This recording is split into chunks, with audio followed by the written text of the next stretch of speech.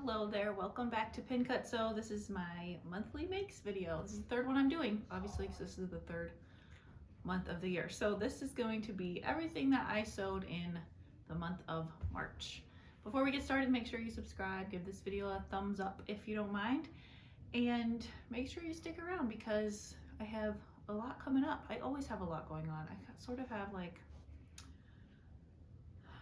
I don't know if you'd call it over inspiration sometimes, but so many projects in so little time. I just want to do all the things. But let me just tell you what I've made in March. So this month I definitely did have more sewing time than usual because my oldest daughter got her driver's license. She's 17, and so this has been a long time coming. This is one of those ways that COVID affected our family specifically. Also, we moved here in 2020, and so that delayed the whole process. And so for her to be over 17 when she got her driver's license was not really in our plans. And her ballet studio is an hour away from our house. So I was spending 4 hours at a time in the car. She goes to ballet 5 days a week. So anyway, I learned to really cherish and value that time with her. But then now that that's done and she can drive herself to ballet, my week has been expanded by, many hours. So I sort of found myself just wanting to sew all the time. I'm sort of trying to redirect that time into other things also, like cooking dinners again and exercise and things like that. But this month I just spent a lot more time sewing than I have been in the past, and it was glorious and it's great, and I missed that time in the car in some ways, but also she's happy to have some more independence from me too. So let me tell you first what I'm wearing today. I did not make this month, but I wanted to show you anyway because I think I made this 3 years ago and it's still going strong. Both of these things, this is a Seamwork Astoria, and these Astoria tees are so perfect to wear with high-waisted skirts. And I live in skirts and dresses in the summer because I think they're so comfortable. And this skirt was actually an Old Navy dress. I loved the fabric, but the top was scandalous on me. So I cut the bodice off and turned it under into a waistband, and now it's a skirt, and I've been wearing it now for 3 years and I still really like this outfit. So I have a couple more skirts that I made this month, also with shorter tees. It's like my summer uniform. Someone's coming. First, let me tell you my absolute favorite thing I made this month in March is this bunny ragdoll. This is just in time for Easter basket sewing. You can get this pattern in my pattern shop. I will put a link to this, and I'm going to put links to all of the patterns and fabrics that I can and things that I made this month in the comments, or in the description, so you can find those real easily. But this is just the cutest little thing. I also went ahead and made a listing of just the ragdoll clothes. If you haven't seen my Phoebe Ragdoll collection before, each set of dolls comes with their own clothes. So now you can purchase the bunny doll, and it comes with this romper pattern too, but you can also go in and purchase the whole collection of just the clothes. So you can make the bunnies and an entire wardrobe for them too. So this was the first thing I made, and I designed it to be made with linen, and they have wool felt ears, and they're just so cute, and I love the rompers. So be sure and go check out that pattern if you need something to sew for Easter. Okay, the second thing, I don't know if I'm really going in order, but the second thing I want to tell you about is a skirt I made out of the most beautiful Rayon fabric from fabric.com. I'll link you to that too. The pattern was this one, McCall's 8044. And I don't think their fabric choice was very good on this envelope cover, but it turned out beautifully in this really nice linen. I think they're cranes. I don't know, we were arguing over what kind of birds are on this skirt, but I really took my time with this project. I love the contrasting waistband I put in there. Of course, I put a little handmade tag, and I actually had matching buttons already in my button box. I have this massive button box, and I can never find matching buttons. But I happen to have all the matching buttons I needed for this skirt, so the stars aligned and it turned out beautiful.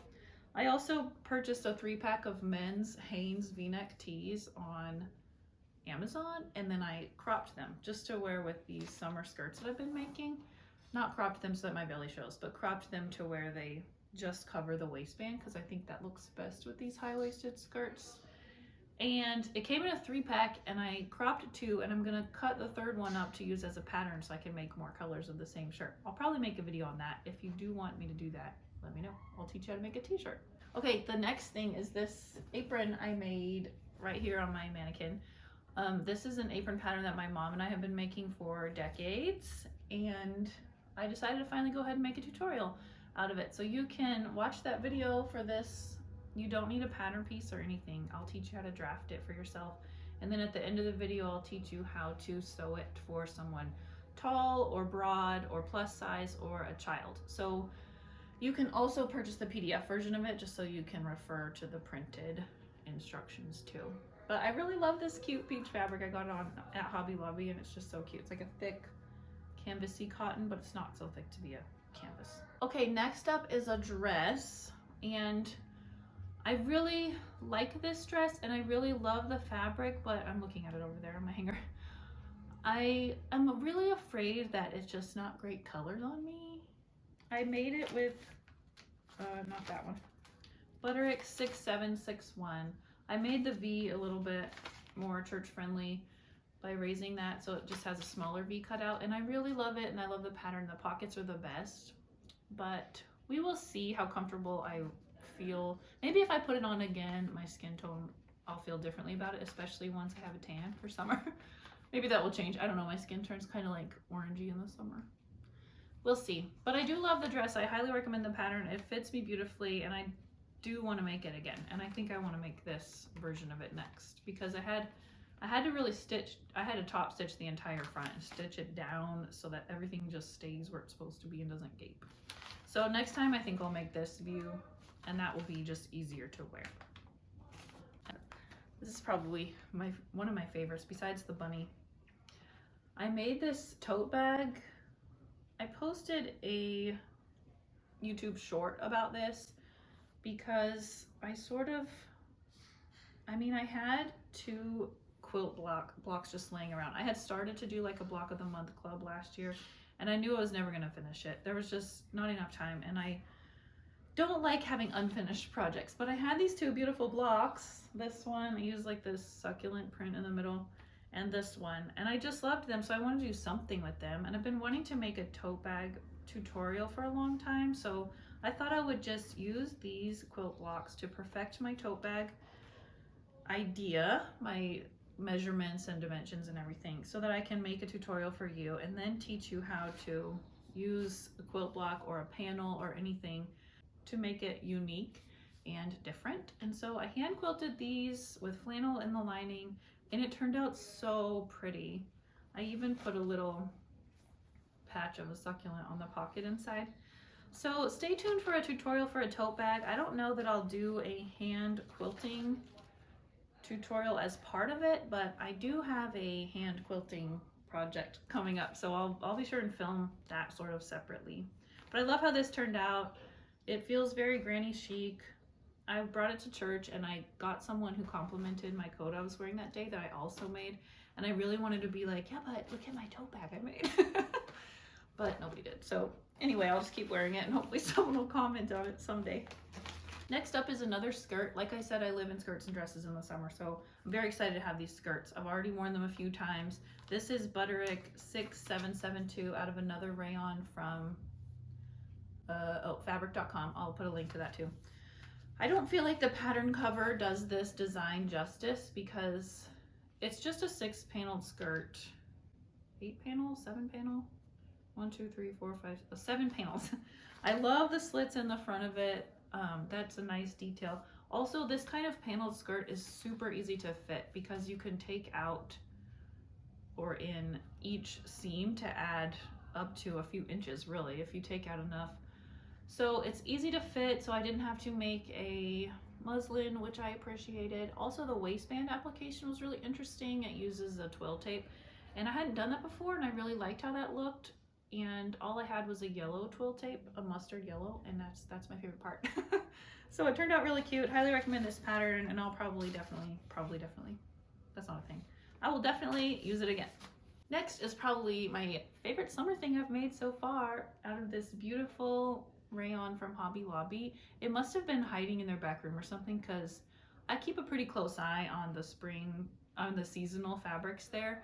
and I had never seen this one before, and then it was all of a sudden in the clearance bin. So I snapped it up. It's such a nice rayon print. It has white daisies on it, and it's such a great color for summer. I love how this top turned out. It's my second version of Simplicity 9469. I don't know if you remember the fall colors one I made before. This time I just made view A with the V and the ties, and I made the short sleeves, but then I added a casing for elastic, so there's sort of a ruffle sleeve instead. I actually love this pattern so much that I think I might do a sew along. One person asked in the comments if I could do a sew along for this top. So if you're interested in that, maybe I'll put a poll in the community. But if you're interested in that, let me know and I'll do it, because this could teach you how to put in a neckline facing, which I am great at. I'm not great at zippers, but neckline facings I have a good handle on. Okay, lastly, this is sort of cheating because I actually made this in February, but it didn't make its debut until March. I talked about it, I think, in my last video, but I was making a tutu overlay for my daughter's ballet friend, and they had their performance, and so now I have some pictures to share with you about how that turned out. I did not make the tutu itself, and I did not make her leotard. I only made the overlay for the tutu. So I used some gold spray glitter on the fabric, the black mesh, and this was an entirely hand sewn project. I hand sewed appliques onto it, and then I hand stitched rose gold sequins on it because she had a rose gold tiara that she was wearing. She was so happy and so thrilled, and she just couldn't say enough about it, and she gifted me a bunch of dark chocolate in every flavor. So I feel like I'm the winner in this situation. So I wanted to show you that too, because I love ballet sewing. I like costume sewing in general, but ballet costumes with just those couture touches and techniques that I just get to do things I don't normally get to do, like the boned corsets, and you know, I just love it. I hope I get to do more in the future. My daughter actually wants to own a ballet studio someday, so I might be getting more at that point ballet sewing than I really want to do. We'll see. The last thing I have to share is this quilt top I made. I just got the quilting bug, and I've been wanting to do some baby quilt tutorials for you all here, because while I've done mini quilts like the tutorial for the oversized hot pad, that really teaches you everything you need to know for the quilting and binding of something, and the process is the same. But I've been wanting to show you some more quilting techniques, and I thought a baby quilt would be the perfect way to do that. So this is basically just one giant log cabin that I pieced greens and pinks together. I showed it to you a little bit in my last video about the Annie's Kit Club, the fabric subscription service that I subscribe to. So I'm still sort of thinking through how I'll work this project.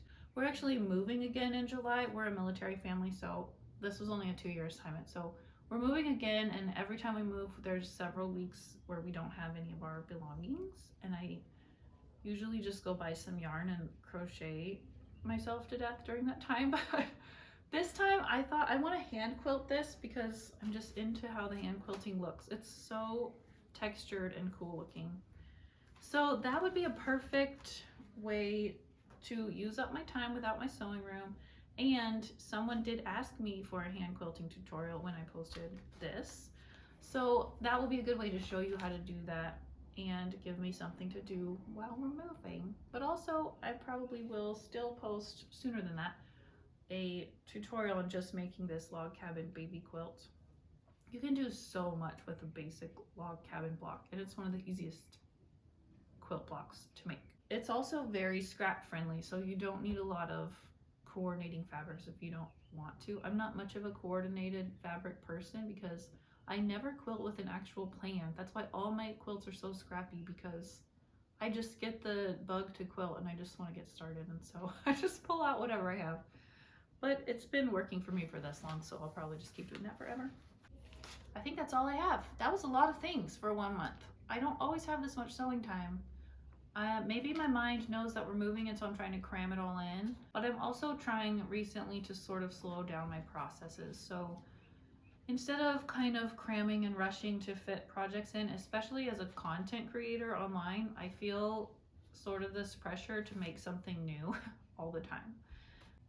When in reality, I would rather make a dress and then film several tutorials on different elements of that dress, or of a baby quilt, you know, because you can learn so many little skills and learn to do them really well with a more slowed down process. And I also think for me, I just want to get out of, I just don't want to put myself at risk of feeding the content machine too much, you know? I don't know. Let me know what you think about that. Anyway, thank you for watching this monthly makes video for March. I will be back at the end of April. I mean, I'll be back before then, but I will see what I can get done in April, and I'll show you that at the end of that month too. I hope you have a good day. Bye.